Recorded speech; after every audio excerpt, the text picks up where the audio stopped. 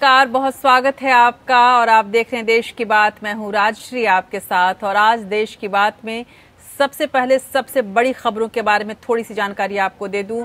आज की सबसे बड़ी खबरें यदि कहीं से निकली हैं तो वो है हमारी सर्वोच्च अदालत से।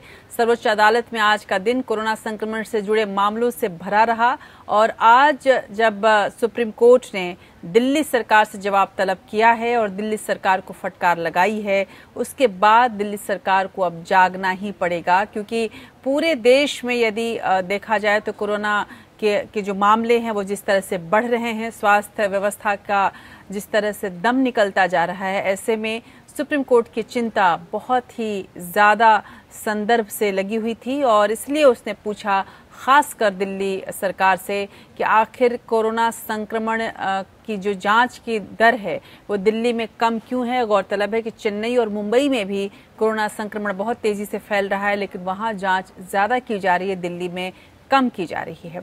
इसके अलावा सुप्रीम कोर्ट ने इस बात पर विशेष चिंता जताई है कि मरीजों की मौत के बाद उनके शव के रख रखाव के तरीके पर भी दिल्ली सरकार पर सख्त टिप्पणी की है सर्वोच्च अदालत ने। अदालत ने कहा है कि दिल्ली में और उनके अस्पतालों में बहुत बुरा हाल है और गृह मंत्रालय की गाइडलाइंस तक का पालन नहीं हो पा रहा है। स्वास्थ्य और परिवार कल्याण मंत्रालय ने आज साफ किया है कि कोविड-19 रोगी के मृत शरीर से वायरस फैलने की संभावना नहीं है। इसके बावजूद जिस तरह से उपेक्षा की जा रही है उसको लेकर सर्वोच्च अदालत आज बहुत चिंतित रही। राजधानी का मसला था तो जाहिर सी बात है कि अदालत की जो टिप्पणी थी, अदालत की जो प्रतिक्रिया थी वो इसी से जुड़ी हुई थी और इस वजह से भी सर्वोच्च अदालत ने केजरीवाल सरकार को जमकर फटकार लगाई और उनसे तमाम सवालों के जवाब मांगे हैं। उधर सुप्रीम कोर्ट में कोरोना लॉकडाउन से जुड़े एक और अहम मामले की सुनवाई हुई। इस सुनवाई के दौरान लॉकडाउन के दौरान कर्मचारियों को पूरा वेतन देने के मामले में बहस हुई। सुप्रीम कोर्ट ने इस पूरे मामले पर स्पष्ट किया कि कर्मचारी और नियोक्ता यानी कंपनी आपस में समझौते से मामला सुलझाएं। इस पूरे मसले में क्या क्या कहा है अदालत ने, इन दोनों ही मामलों की पूरी जानकारी हम आपके सामने रखेंगे। तर्क और वितर्क दोनों रखेंगे और साथ में जो अदालत की टिप्पणियों का क्या मतलब निकाला जाए और उसका क्या असर होगा, ये भी आज हम आपको समझाएंगे अपने देश की बात में। इन तमाम खबरों के साथ साथ हम आपको ये भी दिखाएंगे कि देश में अगर कोरोना संक्रमण की हम बात करें तो उसका दर वो कैसे तेजी से बढ़ता जा रहा है और अब ये 3 लाख के करीब है। ऐसे में भारत ब्रिटेन को भी पीछे छोड़ चुका है, यानी कि अब भारत टॉप कोरोना संक्रमित देशों के कतार में खड़ा हो चुका है और बहुत ऐसे अंदेशे लगाए जा रहे हैं कि बहुत जल्द अगर यही दर रही तो ये जो खतरा है वो कहीं और ज़्यादा बढ़ सकता है। ऐसे में अदालतों की ये चिंता कोई यूं ही नहीं है और जाहिर सी बात है कि इन तमाम सच्चाइयों और आने वाले भविष्य की चिंता अदालत को भी है, इसीलिए वो बार बार सरकारों को आगाह भी कर रही है अपने फैसले के जरिए भी। तो आज हम आपको दिखाएंगे कोरोना सबसे अधिक प्रभावित देशों की सूची में 11वें से चौथे नंबर पर कैसे पहुंच गया है भारत और आंकड़ों का जो रफ्तार है वो इसे कहां तक ले जा सकती है। अगर सितंबर तक देश में 1 करोड़ कोरोना संक्रमित हो सकते हैं, अगर हम इन्हीं आंकड़ों के अनुसार चलते रहे तो आप समझ सकते हैं कि इस देश के 130 करोड़ जनता के बीच 1 करोड़ लोग, ये महज अनुमान है, इससे कहीं ज़्यादा भी लोग हो सकते हैं, लेकिन 1 करोड़ लोग कम से कम कोरोना से संक्रमित होंगे। और उसके बाद जैसा कि ICMR ने कहा कि अभी तक ये प्रमाण नहीं मिला है कि कम्युनिटी ट्रांसमिशन हो रहा है या नहीं हो रहा है, लेकिन ये मई पहले हफ्ते तक का सर्वे था। अब धीरे धीरे ऐसा लग रहा है, जिस तरह से मामले बढ़ रहे हैं, लग रहा है कि कहीं ना कहीं कोरोना अलग अलग तरीकों से पांव पसारना शुरू कर चुका है भारत में और जो कि आने वाले समय में ज़्यादा खतरनाक साबित हो सकता है। इस बीच कोरोना और अर्थव्यवस्था को लेकर अलग अलग क्षेत्रों के विशेषज्ञों के साथ राहुल गांधी की चर्चा लगातार जारी है। राहुल ने आज पूर्व अमेरिकी राजनयिक निकोलस बर्न्स से बात की है। इस दौरान दोनों के बीच जहां कोरोना को लेकर चर्चा हुई, वहीं पर असहिष्णुता के मुद्दे पर भी विचार विमर्श हुआ। गौरतलब है कि अमेरिका इस वक्त नस्ल भेदी का एक आरोप झेल रहा है और वहां पर ये कहा जा रहा है कि नस्लवाद जिस तरह से हावी रहा जॉर्ज फ्लॉयड के मौत के हिसाब से और वहां पर जिस तरह का प्रदर्शन जारी रहा इस वजह से अमेरिका की जो आंतरिक स्थिति है वो जिसको कहा जाए कि बहुत ही ज़्यादा विषम दिख रही है। ऐसे में राहुल ने निकोलस बर्न्स से ये स्पष्ट किया कि देश को बांटने वाले खुद को इस वक्त राष्ट्रवादी बता रहे हैं, यही विडंबना है। राहुल का तंज कहीं न कहीं भारत के तमाम उन दलों पर भी था जिसको वो अपने लिए विपक्ष मानते हैं, यानी कि बीजेपी, संघ, जिसको हमेशा घेरने की कोशिश करते हैं। और उधर इसी बहाने वो डोनाल्ड ट्रंप पर भी निशाना साध रहे थे। लेकिन निकोलस बर्न्स ने अपनी जो प्रतिक्रिया है वो बहुत सधी हुई रखी। भारत और अमेरिका के लोकतंत्र को उन्होंने महान बताया। इसके अलावा राहुल और निकोलस क्या बात करते रहे, इस पर पूरी रिपोर्ट आप देखिए हमारे साथ। उधर कोरोना संकट के बीच 19 जून को देश में राज्यसभा चुनाव के लिए वोटिंग होनी है और जाहिर सी बात है कि जब राज्यसभा के चुनाव का मसला है तो पक्ष और विपक्ष दोनों ही तमाम शाह और मात की खेल खेलने से बाज नहीं आ रहे हैं। इस बार बीजेपी की नज़र कांग्रेस के उन विधायकों पर है जो राजस्थान में मौजूद हैं और राजस्थान से 3 सीटों का जो पूरा खेल है वो बिगाड़ सकते हैं। ऐसे में कांग्रेस अपने विधायकों को बचाने में लगी हुई है। बीजेपी और कांग्रेस के बीच जबरदस्त जो आजमाइश जारी है। गुजरात, राजस्थान और कर्नाटक में बीजेपी ने पेच फंसा कर रखा है। यहाँ पर बीजेपी ने अतिरिक्त प्रत्याशी उतारकर कांग्रेस की दिक्कतें और ज्यादा बढ़ा दी हैं। वहीं राजस्थान में कांग्रेस को ऑपरेशन लोटस का डर सता रहा है। ऑपरेशन लोटस बीजेपी का वो ऑपरेशन, छुपा हुआ ऑपरेशन माना जाता है जिसके तहत बीजेपी की विस्तारवादी नीति को आप समझ सकते हैं, जिसमें किसी भी हाल में बीजेपी के जो रणनीतिकार हैं वो अपने पक्ष में जो रिपोर्ट है, जो परिणाम है वो लाने की कोशिश करते हैं। किसी भी हाल में ऑपरेशन लोटस का ही कमाल था महाराष्ट्र में, जब आप सरकार को अस्थिर देख चुके थे। इसके बाद ऑपरेशन लोटस का सबसे बड़ा हालिया जो कमाल हुआ था मध्य प्रदेश की सरकार है, जो कि एक तरह से कमलनाथ के हाथों में थी और उनके हाथों से छीनकर बीजेपी के हाथों में आई है। तो एक बार राजस्थान के अंदर भी अशोक गहलोत को ये डर सता रहा है और इसके पहले भी इस तरह के खेल चल चुके हैं। लेकिन हम आपको बताएंगे कि धरातल पर सच्चाई में किस तरह की स्थिति है, बीजेपी के लिए क्या कुछ अच्छा हो सकता है, क्या गलत है, और कांग्रेस को कहां कहां अपने जो किला है उसको संभालने की, उसको बचाने की जरूरत है। महज क्या विधायकों को यहां से वहां रख देने से, एक तरह से उनको एक होटल में क्वारंटाइन कर देने से क्या ये मामला सुलझ जाएगा, या आपसी विश्वास बढ़ाने की जरूरत है या नहीं, इन सब चीजों की पड़ताल आज हम करेंगे देश की बात में। उधर हम आपको ये भी बता दें कि कहीं कोई विधायक किसी से बात कर रहा है या नहीं, इस बात की पूरी चर्चा चल रही है कांग्रेस के बीच और बड़ी ही ज़्यादा तरीके से इसको समझने की कोशिश की जा रही है। इन तमाम खबरों के बीच 6 दिन से तेल की कीमतों में इजाफा लगातार जारी है देश में। इस पर शायद आपकी नज़र नहीं पड़ी हो, लेकिन धीरे धीरे आपकी जेब कट रही है। 6 दिन में पेट्रोल डीजल की कीमतें 3 रुपए तक बढ़ गई हैं।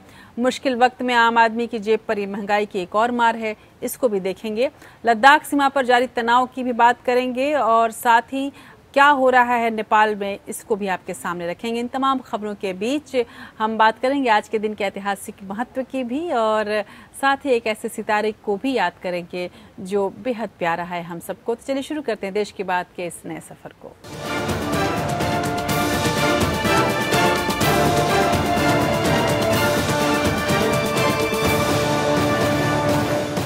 दिल्ली में कोरोना से हाल बेहाल है। विश्व स्तरीय स्वास्थ्य सेवाएं देने का केजरीवाल सरकार के दावे का दम निकल गया है। संक्रमण के बढ़ते मामलों और लगातार खराब होती स्थिति पर सुप्रीम कोर्ट में आज सुनवाई हुई। सर्वोच्च अदालत ने इस दौरान दिल्ली के हालात पर चिंता व्यक्त की। कोर्ट ने पूछा कि जब कोरोना संक्रमण के मामले तेजी से बढ़ रहे हैं तो फिर टेस्टिंग कम क्यों कर दी गई। मुंबई और चेन्नई जैसे शहर जहां कोरोना की जांच का दायरा बढ़ा रहे हैं, वहीं दिल्ली में ये कम क्यों होता जा रहा है। सर्वोच्च अदालत ने अस्पतालों के रखरखाव को लेकर भी केजरीवाल सरकार को फटकारा है। शीर्ष कोर्ट ने कहा कि दिल्ली में जिस तरह से शवों का रखरखाव किया जा रहा है वो काफी दुख देने वाला है। दिल्ली सरकार की व्यवस्थाओं पर तल्ख टिप्पणी करते हुए कोर्ट ने कहा कि अगर लाशें कचरे के ढेर में मिल रही हैं तो इसका मतलब है कि इंसान के साथ जानवरों की तरह बदतर सलूक किया जा रहा है। सुप्रीम कोर्ट ने कोरोना वायरस के मरीजों के इलाज और शवों के अंतिम संस्कार के तरीकों पर सुनवाई करते हुए तल्ख टिप्पणी की। कोर्ट ने कहा कि दिल्ली के सरकारी अस्पतालों में शवों की किसी को परवाह नहीं है, न तो परिजन को जानकारी दी जा रही है और न ही उन्हें अंतिम संस्कार में शामिल किया जा रहा है। आखिर ये क्या हो रहा है? शीर्ष अदालत ने सख्त लहजे में कहा कि अगर लाशें कचरे के ढेर में मिल रही है तो इसका मतलब है इंसान के साथ जानवरों से बदतर सलूक किया जा रहा है। कोर्ट ने सभी राज्य सरकारों, दिल्ली सरकार और राजधानी के लोक नायक जयप्रकाश अस्पताल को मामले में जवाब देने को कहा है। सुप्रीम कोर्ट ने राज्यों के मुख्य सचिव को भी मरीजों के लिए बनाई गई प्रबंधन व्यवस्था की स्थिति देखने और इस पर रिपोर्ट दाखिल करने का आदेश दिया है। सुप्रीम कोर्ट ने कहा है और बड़े स्पष्ट शब्दों में कहा है कि दिल्ली की स्थिति भयावह है। कुछ प्रश्न भी सुप्रीम कोर्ट ने दिल्ली की सरकार से पूछा है। उन्होंने कहा है जब एक तरह से रफ्तार के साथ कोविड आगे बढ़ रहा है, इस परिस्थिति में टेस्टिंग को कम करने की आवश्यकता क्या थी।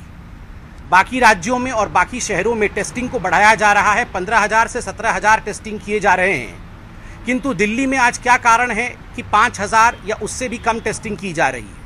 इन सारे प्रश्नों का जवाब दिल्ली सरकार से सुप्रीम कोर्ट ने मांगा है। दिल्ली में कोरोना वायरस के बढ़ते मामलों और लगातार खराब होती स्थिति पर भी सुप्रीम कोर्ट में सुनवाई हुई। सर्वोच्च अदालत ने इस दौरान दिल्ली के हालात पर चिंता व्यक्त की। कोर्ट ने दिल्ली सरकार से पूछा कि टेस्टिंग अब 7,000 से कम होकर सिर्फ 5,000 क्यों हो गई है। सुप्रीम कोर्ट ने दिल्ली सरकार से पूछा कि आपने टेस्टिंग क्यों घटा दी, जबकि मुंबई और चेन्नई जैसे शहरों ने टेस्टिंग बढ़ाई है। सुप्रीम कोर्ट ने कहा कि जब देश में कोरोना वायरस के मामले रोज 10,000 जा रहे हैं तो समझ में नहीं आ रहा कि टेस्टिंग क्यों घटा दी गई। दिल्ली सरकार ने टेस्टिंग बढ़ाने के लिए क्या किया, ये बताना होगा। Bureau report.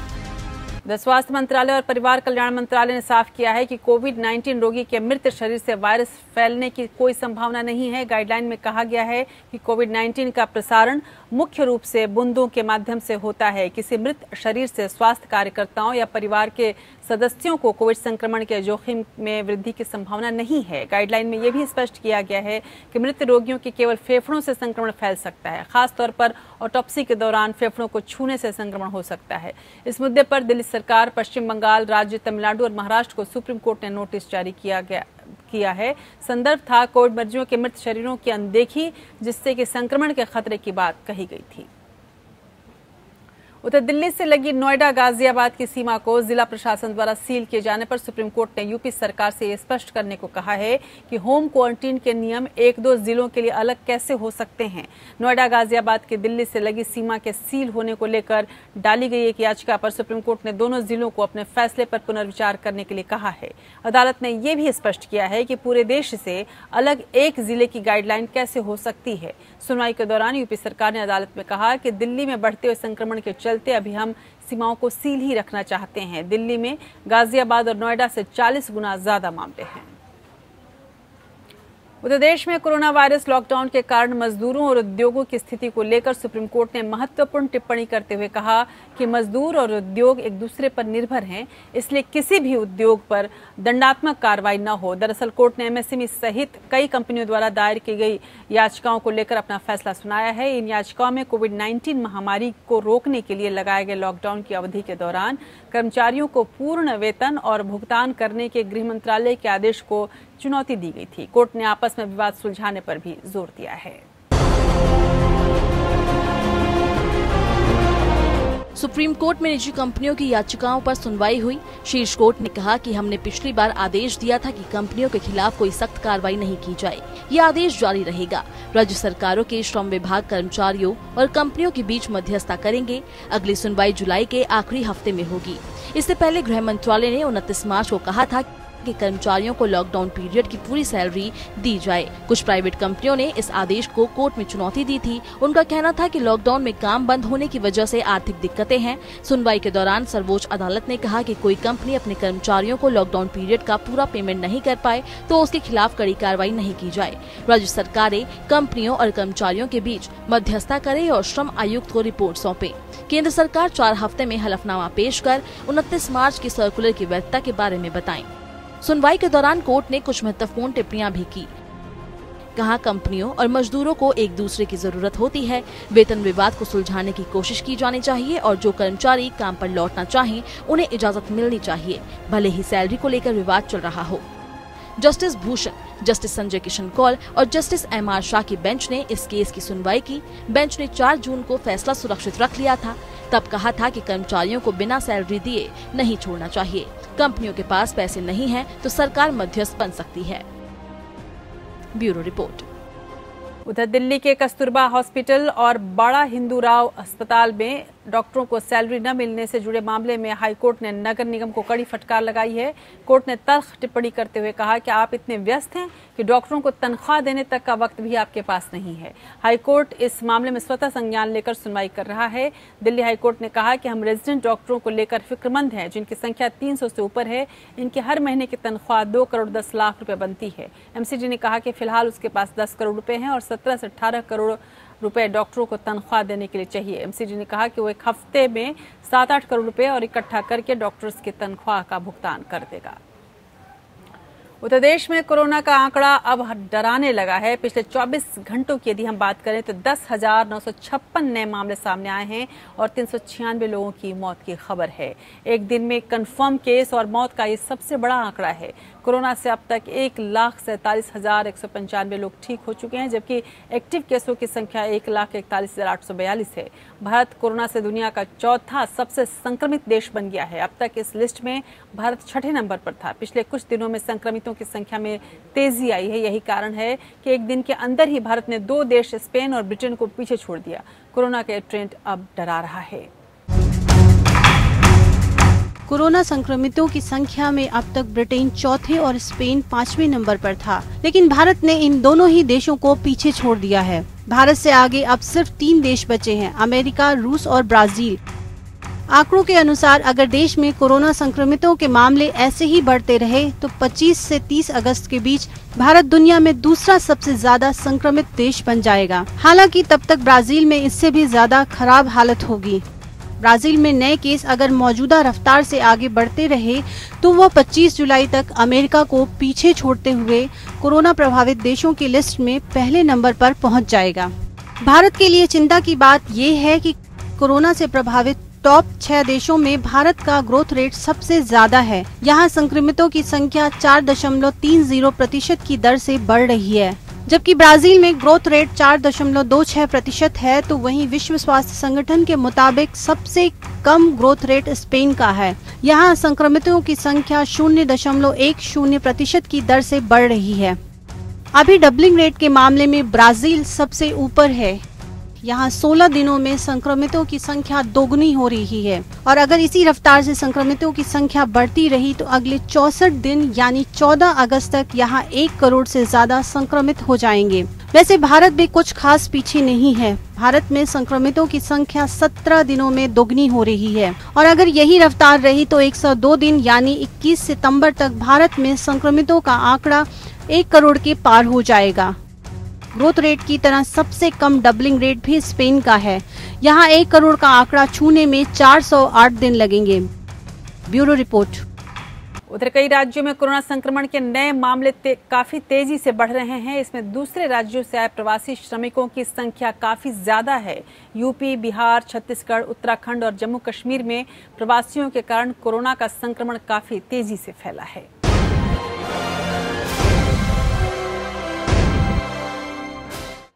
यूपी में कोरोना से संक्रमित मिले कुल 12,088 मरीजों में से दूसरे राज्यों से आए प्रवासी श्रमिकों की संख्या 3,303 है, जो कि कुल मरीजों का 27.32% है। यूपी में दूसरे राज्यों से आए इन प्रवासी श्रमिकों की निगरानी के लिए गांव और मोहल्ले में कमेटियां बनाई गई हैं और इन्हें घर पर ही होम क्वारंटाइन किया जा रहा है। स्वास्थ्य विभाग की टीमों के अलावा आशा वर्कर को निगरानी में लगाया गया है। सभी को ये चेतावनी भी दी गई है कि अगर वो होम क्वारंटाइन के दौरान बाहर निकलें तो महामारी एक्ट के तहत उन पर कार्रवाई की जाए। यूपी में अभी तक दूसरे राज्यों से लौटे करीब 30 लाख प्रवासी श्रमिकों में से 15.13 लाख की स्क्रीनिंग की जा चुकी है। वहीं जम्मू कश्मीर में 10 जून तक कुल 4,507 कोरोना संक्रमण के मामले सामने आए। इनमें से 1,605 दूसरे राज्य से लौटे श्रमिक, छात्र और अन्य कामगार शामिल हैं। यानी 36% कोरोना संक्रमण दूसरे राज्यों से लौटे लोगों के कारण फैला। इस तरह उत्तराखंड में कोरोना संक्रमण के 1,640 से भी अधिक केस सामने आए हैं। इनमें 95% यानी करीब 1450 मामले प्रवासियों या उनके संपर्क में आए लोगों के हैं। छत्तीसगढ़ में वर्तमान में सक्रिय कोरोना पॉजिटिव केस में 84.67% प्रवासी श्रमिक हैं जो क्वारंटाइन सेंटर में रह रहे थे। राज्य में सक्रिय मरीजों की संख्या 979 है, जिनमें 829 प्रवासी मजदूर हैं। खबरों के अनुसार प्रवासी श्रमिकों की घर वापसी के बाद देश के ग्रामीण क्षेत्रों में 30 से 80% तक मरीजों के आंकड़ों में उछाल दर्ज की गई है। झारखंड, छत्तीसगढ़, राजस्थान, मध्य प्रदेश, बिहार और ओडिशा जैसे राज्यों में प्रवासी श्रमिकों के कारण कोरोना संक्रमण तेजी से बढ़ा है। इन स्थितियों के मद्देनजर ही कई जगहों पर प्रवासियों को बहिष्कार भी झेलना पड़ रहा है। Bureau report. और इन सब के बीच ICMR का एक सर्वे फिलहाल सुर्खियों में है। Indian council of medical science के इस सर्वे में बताया गया कि भारत में कोरोना का कम्युनिटी ट्रांसफर नहीं हो रहा है और 1% से भी कम आबादी कोरोना से संक्रमित है। लेकिन ये सर्वे 30 अप्रैल तक का ही है, यानी कि इसके बाद के कोरोना के आंकड़े इसमें शामिल नहीं किए गए हैं, जबकि कोरोना संक्रमण की गति उसके बाद बेहद तेज हुई है। यानी इस सर्वे से ज्यादा खुश होने वाली बात नहीं कही जा सकती, क्योंकि देश के ऊपर कोरोना का खतरा अभी भी बना हुआ है और ये तमाम आंकड़े पलट सकते हैं। Indian council of medical science यानी ICMR ने सीरो सर्वे की रिपोर्ट का हवाला देते हुए कहा है कि कोरोना वायरस अभी तक केवल 0.73% आबादी तक ही पहुंच पाया है। ऐसे में इसे कम्युनिटी ट्रांसमिशन कहना गलत होगा। हालांकि जानकारों के मुताबिक इस सर्वे को लेकर किसी निष्कर्ष पर पहुंचना बहुत ही जल्दबाजी होगी, क्योंकि ये सर्वे 30 अप्रैल तक का है। स्वास्थ्य मंत्रालय के आंकड़ों के मुताबिक 1 अप्रैल को भारत में 1897 लोग ही कोरोना वायरस से पीड़ित थे, तो वहीं 30 अप्रैल तक ये आंकड़ा बढ़कर 33,050 पहुंच गया है। यानी हर दिन 1,000 मरीज सामने आ रहे हैं। वहीं इस दौरान 1079 कोरोना संक्रमित मरीजों की मौत हुई है। उस वक्त देश में पूरी पाबंदी थी और पाबंदियों के बावजूद हर दिन 1000 की संख्या में कोरोना मरीज बढ़ रहे थे। मई को सरकार ने प्रवासी मजदूरों के लिए विशेष श्रमिक स्पेशल ट्रेनों की शुरुआत की, जिसके बाद कोरोना शहरों से होता हुआ गांव तक पहुंच गया। हर दिन 4 से 5,000 नए मरीज आने लगे। 1 मई को देश में संक्रमित मरीजों की संख्या करीब 35,000 थी, जिसमें 1,150 लोगों की मृत्यु हो चुकी है, जबकि 8,900 लोग ठीक हुए हैं। इसी तरह 30 मई को देश में कुल 82,369 कोरोना मरीज थे, यानी 28 दिन के भीतर लगभग 48,000 मामले सामने आए हैं। जून के आंकड़े और भी डराने वाले हैं। 1 जून को देश में अनलॉक 1 की शुरुआत हुई। जून में कोरोना संक्रमितों की संख्या में जबरदस्त तेजी आई। औसत आंकड़ा 10,000 प्रतिदिन तक चला गया। तकरीबन 1 लाख केस अकेले जून के महीने में अब तक आ चुके हैं, जबकि अभी तक जून का आधा महीना बाकी है। ऐसे में सवाल उठता है कि ICMR के सर्वे पर कितना भरोसा किया जाना चाहिए, क्योंकि कोरोना की मौजूदा तस्वीर डराने वाली है। Bureau report. और इसीलिए ये अनुमान लगाया जा रहा है, ये अंदेशा है कि आने वाले दिनों में करोड़ों की संख्या में कोरोना से पीड़ित लोग भारत में मौजूद होंगे और इसे खत्म करना मुश्किल होगा यदि कोई वैक्सीन नहीं बनाई गई तो। उधर कोरोना वायरस संकट के बीच कांग्रेस नेता राहुल गांधी ने पूर्व अमेरिकी राजनयिक निकोलस बर्न्स से बात की है। दोनों ने इस दौरान दुनिया में इस वक्त के माहौल पर बात की। इस दौरान कोरोना वायरस संक्रमण के अलावा श्वेत नागरिक असहिष्णुता, लोकतंत्र समेत कई मसलों पर इन दोनों लोगों की बात हुई। राहुल ने इस दौरान दोनों देशों में कोरोना की लड़ाई, लॉकडाउन और फिर उसके असर पर बातचीत की। कोरोना वायरस महामारी के बीच राहुल गांधी ने एक बार फिर असहिष्णुता का मुद्दा उठाया। पूर्व अमेरिकी राजदूत और विदेशी मामलों के जानकार प्रोफेसर निकोलस बर्न्स के साथ बातचीत में राहुल ने अमेरिका में हो रहे प्रदर्शनों की तुलना भारत से की और ये कहा कि दोनों देशों में असहिष्णुता बढ़ रही है। इस पर जवाब देते हुए निकोलस बर्न्स ने राहुल को चीन का उदाहरण दिया। कहा, आज अमेरिका के लगभग हर शहर में इस तरह का प्रदर्शन हो रहा है जो लोकतंत्र के लिए मायने रखता है। अगर हम चीन जैसे देश को देखते हैं तो हम उससे काफी बेहतर स्थिति में हैं। भारत में भी यही है, यहाँ भी लोकतंत्र है और लंबे संघर्ष के बाद आजादी मिली है। उम्मीद है कि अमेरिका का लोकतंत्र एक बार फिर मजबूत होगा। I think one advantage that we democracies have, say, over an authoritarian country like China, is that we can correct ourselves. There's a self-corrective part of our national DNA in India and the United States. And as all democracies, we resolve this at the ballot box in free and fair elections. We do not turn to violence. We do this peacefully. Rahul Gandhi ने Nicholas Burns से सवाल किया कि क्या corona संकट के बाद भी भारत और अमेरिका इससे लड़ने के लिए साथ नहीं आए। इस पर बर्न्स ने कहा कि G20 देशों को इस संकट में साथ आना था, लेकिन ऐसा नहीं हो पाया। पीएम मोदी, ट्रंप और शिंजो आबे जैसे नेताओं को एक मंच पर आना था। ट्रंप अमेरिका को अकेले आगे ले जाना चाहते हैं और जिनपिंग उनसे लड़ना चाहते हैं। अब हमें एक वैश्विक राजनीति को लेकर बात करनी होगी, क्योंकि कुछ मुद्दे ऐसे आएंगे जहां पर हर किसी का साथ आना जरूरी है। कई सालों के बाद कोरोना जैसा संकट आया है, लेकिन देश साथ नहीं आए। We need to have a future of global politics. Of course we're going to compete, China and the United States, India and the United States, but we need to preserve space that we can work together on behalf of individual people around the world and give those people some hope that, you know, we as governments can help them. That's the challenge with COVID. Rahul Gandhi के साथ बातचीत में बंस ने कहा कि भारत और America दुनिया के दो सबसे बड़े लोकतांत्रिक देश हैं। हमारे सैन्य संबंध मजबूत हुए हैं। दोनों को एक दूसरे के लिए अपने दरवाजे खुले रखने चाहिए।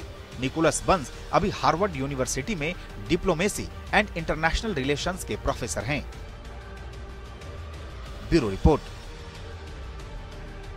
उधर कोरोना और उसके असर को लेकर राहुल अलग अलग क्षेत्र के देश विदेश के विशेषज्ञों से लगातार चर्चा कर रहे हैं। हमने आपको दिखाया भी था। इससे पहले राहुल आरबीआई के पूर्व गवर्नर रघुराम राजन से चर्चा कर चुके हैं। इसी तरह उन्होंने अर्थशास्त्री और नोबेल विजेता अभिजीत बनर्जी से बात की थी। हार्वर्ड यूनिवर्सिटी के प्रोफेसर आशीष झा और स्वीडन के प्रोफेसर जोहान गिसेक से भी उन्होंने चर्चा की थी।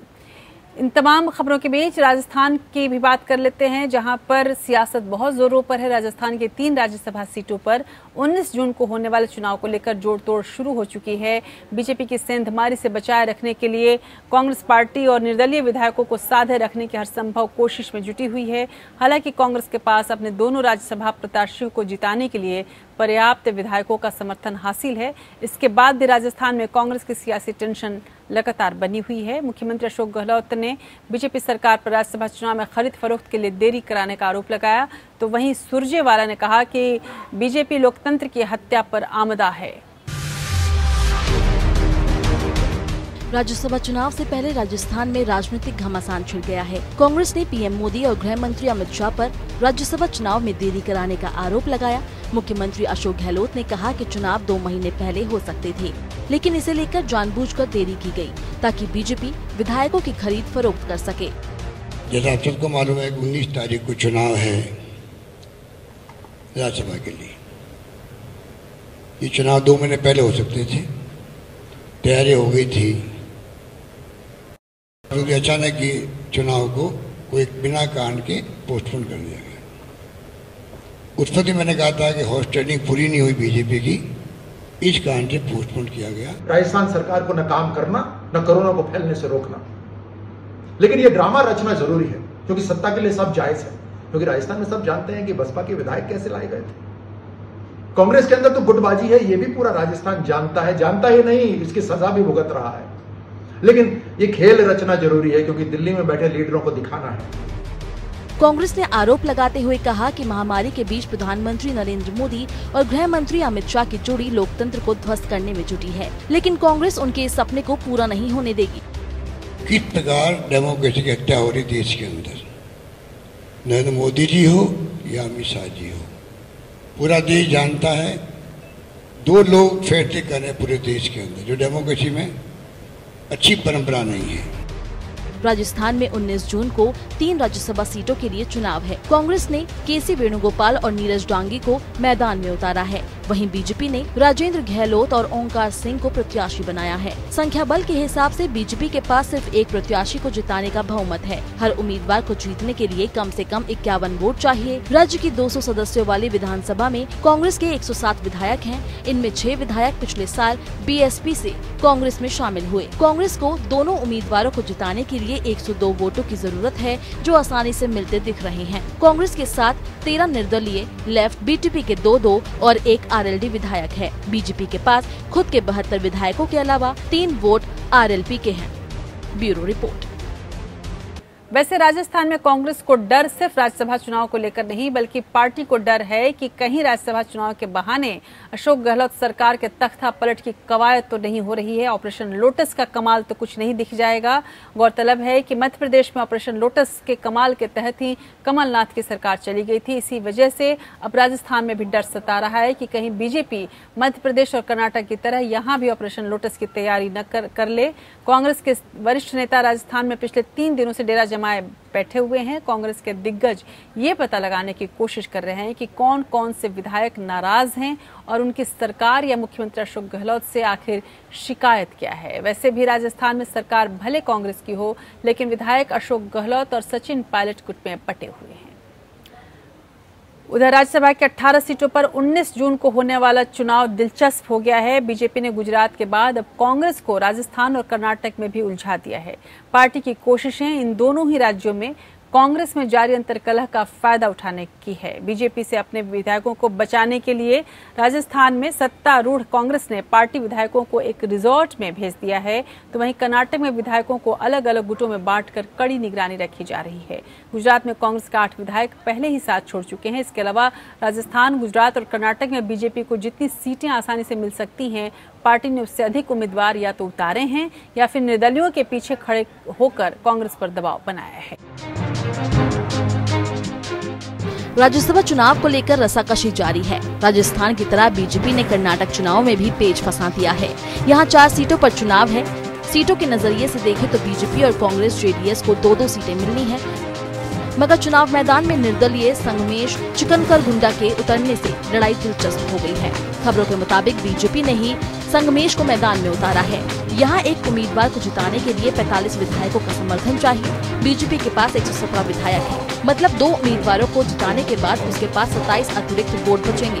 ऐसे में अगर निर्दलीय उम्मीदवार ने 18 अतिरिक्त वोट जुटा लिए हैं तो कांग्रेस जेडीएस के लिए मुश्किल होगी। इससे बचने के लिए कांग्रेस की पहल पर पूर्व पीएम एचडी देवेगौड़ा को उम्मीदवार बनाया गया है। उधर मध्य प्रदेश में ज्योतिरादित्य सिंधिया पहले ही कांग्रेस को झटका दे चुके हैं। ज्योतिरादित्य सिंधिया को उम्मीदवार बनाकर बीजेपी यहां पहले ही 2 सीटें पक्की कर चुकी है। दूसरी तरफ गुजरात में भी बीजेपी ने कांग्रेस की राह में रोड़े बिछा दिए हैं। 8 विधायकों के इस्तीफे के बाद कांग्रेस अपने दम पर 2 सीट जीतती नहीं दिख रही है। गुजरात में 1 सीट जीतने के लिए 35.1 विधायकों का समर्थन चाहिए। कांग्रेस के 8 विधायकों के इस्तीफे के बाद उसके विधायकों की संख्या 73 से घटकर 65 रह गई है, जबकि बीजेपी के पास 103 विधायक हैं। उसे 3 सीटें जीतने के लिए 106 विधायकों का समर्थन चाहिए। ऐसे में सारा दामोदार अब बीजेपी के 2 एक एनसीपी और निर्दलीय विधायकों पर है। कांग्रेस के लिए मुश्किल ये है कि इन 4 विधायकों के समर्थन के बावजूद उसका दूसरा उम्मीदवार सीधे तौर पर जीतने की स्थिति में नहीं है। Bureau report. सीधे हम आपको उस खबर की ओर लिए चलते हैं जो कि आपके लिए बेहद अहम है।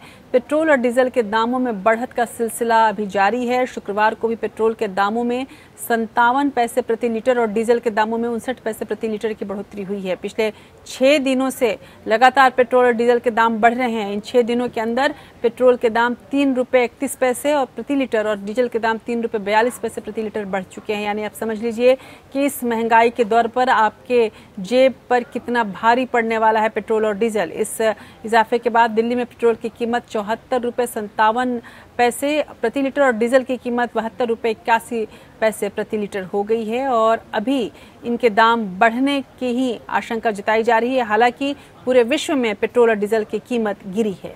तो बताइए इसके लिए भैया सब लोग अपील करें तभी हो सकता है। कुछ ऐसे अकेले हमारे करने से तो कुछ होना नहीं।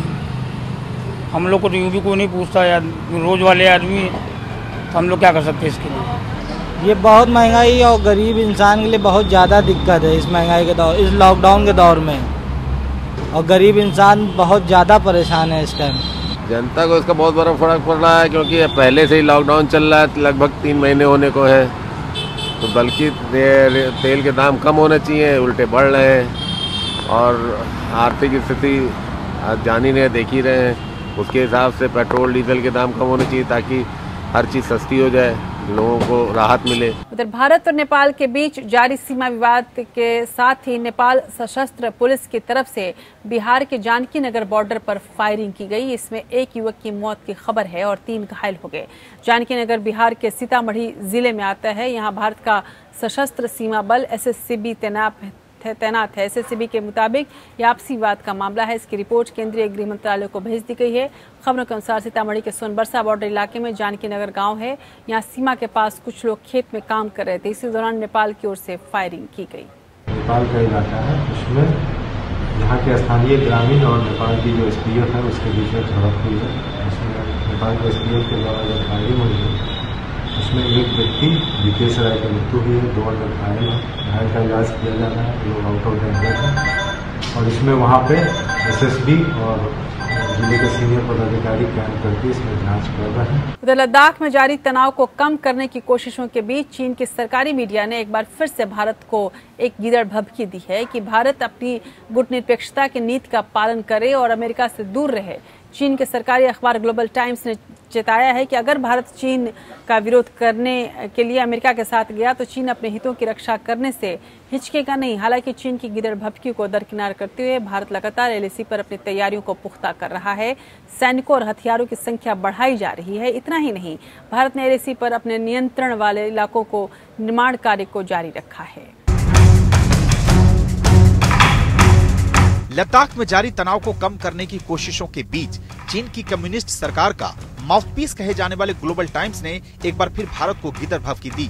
ग्लोबल टाइम्स ने लिखा कि भारत अपनी गुटनिरपेक्षता की नीति का पालन करे और अमेरिका से दूर रहे।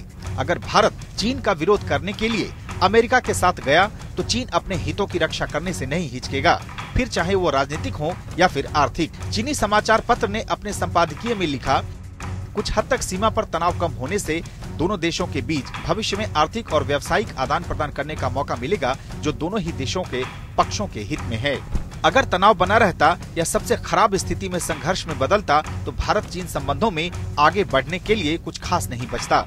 अगर राजनीति का अर्थव्यवस्था और व्यापार पर असर देखें तो द्विपक्षीय व्यापार निसंदेह प्रभावित होता, क्योंकि भारत में चीन विरोधी भावनाएं तेजी से बढ़ रही हैं। चीनी समाचार पत्र ने लिखा, अभी देखना होगा कि भारत लंबे समय से चली आ रही अपनी कूटनिरपेक्षता की नीति और अपनी राजनयिक स्वतंत्रता को बरकरार रखता है या बदलते भू राजनीतिक माहौल में अमेरिका के नेतृत्व वाले गठजोड़ की तरफ झुकता है। उधर चीन के दबाव को दरकिनार कर भारत अपनी सीमाओं की रक्षा के लिए पूरे इंतजाम कर रहा है। चीन ने न केवल लद्दाख बल्कि हिमाचल, उत्तराखंड, सिक्किम और अरुणाचल में भी LAC पर सैनिकों और हथियारों की तैनाती बढ़ाई है। ऐसे में किसी भी गड़बड़ी की आशंका से बचने के लिए भारत ने भी अग्रिम मोर्चे पर सैन्य तैनाती बढ़ा दी है। हिमाचल की रिजर्व ब्रिगेड लद्दाख सेक्टर तक पहुंच गई है। हिमाचल के सीमाई इलाकों में भी अतिरिक्त लड़ाकू दस्ते तैनात किए गए हैं। उत्तराखंड के हरसिल, बाराहोती, नीलांग घाटी सहित अन्य सेक्टरों में भी भारतीय सैनिकों की तैनाती बढ़ाई गई है। चिकन नेक से शुरू होने वाले पूर्वी सेक्टर में सैनिकों की ट्रेनिंग ब्रिगेड, सुकना बेस की 33वीं कोर और तेजपुर स्थित 4थी ब्रिगेड को तैनात किया गया है। इसके साथ ही 17 माउंटेन स्ट्राइक कॉर्प भी तैनात के लिए तैयार है। T-90 और T-72 टैंकों के अलावा बोफोर्स और होवित्जर तोपें भी तैनात की गई हैं। साथ ही सुखोई, मिराज 2000 और जगुआर विमान भी रेडी टू फ्लाई के मोड में है। लद्दाख में भारत चीन के बीच ये अब तक का सबसे लंबा गतिरोध है। इसकी शुरुआत 5 मई को तब हुई जब चीन और भारतीय सेना के बीच LAC पर हिंसक भिड़ंत हुई। सिक्किम में भारतीय और चीनी सैनिकों के नाकुला क्षेत्र में भिड़ंत हुई थी। मामले को बातचीत से सुलझाने के लिए कमांडर स्तर की वार्ता जारी है। भारत ने सैन्य कमांडरों की बातचीत में चीन से दो टूक कहा है कि जब तक चीन LAC से सैनिकों और हथियार को नहीं हटाता तब तक ये तनाव बरकरार रहेगा। Bureau report. उधर चीन के साथ बिगड़ते संबंधों का असर व्यापार पर भी अब दिखने लगा है। भारत और चीन के बीच व्यापार में 7 साल की सबसे बड़ी गिरावट दर्ज की गई है। माना जा रहा है कि चीन से तनाव के बीच स्वदेशी की ब्रांडिंग के कारण ये बदलाव आया है। चीन के साथ ट्रेड घटने से भारत को व्यापार घाटा भी कम मिल रहा है। भारत चीन के बीच बढ़ते तनाव और बदलते आर्थिक रिश्तों का असर इनके द्विपक्षीय व्यापार पर भी पड़ा है। वित्त वर्ष 2019-20 में भारत का चीन और हांगकांग के साथ व्यापार 7% गिरकर $109.76 रह गया। ये पिछले 7 साल की सबसे बड़ी गिरावट है। इसके पहले वित्त वर्ष 2012-13 में भारत चीन के व्यापार में 10.5% की बड़ी गिरावट देखी गई थी। आंकड़ों पर गौर करें तो 2018-19 में दोनों देशों के बीच ट्रेड में 3.2% की बढ़त देखी गई थी। वित्तीय वर्ष 2017-18 में तो भारत चीन के बीच व्यापार में 22% का जबरदस्त उछाल देखा गया था। यानी कि 1-2 साल के भीतर ही ये ट्रेंड बिल्कुल पलट गया। इसे ये साफ संकेत मिलता है कि पिछले 1 साल में देश में जिस तरह से चीन विरोधी भावनाएं बढ़ी हैं, उसका असर व्यापार पर भी हुआ है। TV, refrigerator, AC, washing machine और मोबाइल फोन जैसी इलेक्ट्रॉनिक वस्तुओं के दूसरे विकल्प मिलने की वजह से वित्त वर्ष 2019-20 में चीन से होने वाला इनका आयात घटकर महज $1.5 अरब रह गया। इसी तरह ईंधन, मिनरल ऑयल, फार्मा और केमिकल्स के आयात में भी बड़ी गिरावट आई है। हांगकांग के साथ भी भारत के व्यापार में वर्ष 2019-20 में 10.17% की भारी गिरावट आई है। ये भी पिछले 7 साल की सबसे बड़ी गिरावट है। इससे पहले वित्त वर्ष 2012-13 में हांगकांग के साथ भारत के व्यापार में 14% की गिरावट आई थी। इसकी वजह से भारत और चीन के बीच व्यापार घाटा भी कम होता जा रहा है। पिछले 5 साल में पहली बार ये 50 अरब डॉलर के आंकड़े से नीचे जाकर 48.66 अरब डॉलर का रहा है। 2017-18 में तो चीन के साथ हमारा व्यापार घाटा 63 अरब डॉलर तक पहुंच गया था। चीन 2014 से लेकर 2018 तक भारत का सबसे बड़ा व्यापारिक साझेदार रहा है, लेकिन 2018-19 में अमेरिका ने चीन को दूसरे स्थान पर छोड़ दिया। अच्छी बात यह है कि वित्त वर्ष 2019-20 में अमेरिका के साथ हमारा 17.4 अरब डॉलर का ट्रेड सरप्लस रहा है, यानी हम वहां से आयात से ज्यादा निर्यात करते हैं। Bureau report. और अब बात करते हैं आज के दिन के ऐतिहासिक महत्व की।